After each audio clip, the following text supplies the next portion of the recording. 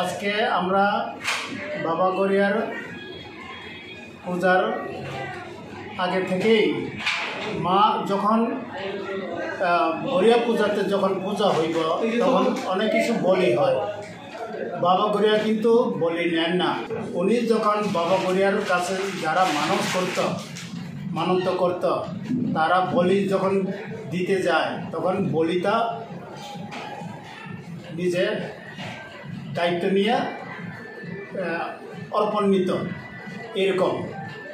সেই জন্য আমরা আজকে মাতা ত্রিপুরা সুন্দরীকে আমরা আজকে পূজা দিতে আছি এবং নিমন্ত্রণও করছি।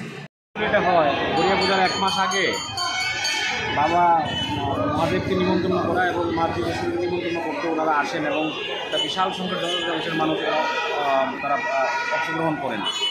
তো প্রায় 10 থেকে 15 হাজার লোক প্রতি বছর সমাগম হয়। তো এটা আমরা ভেবেছি যে আমরা দেওয়ালির সময় অনেক বড় উৎসব করি।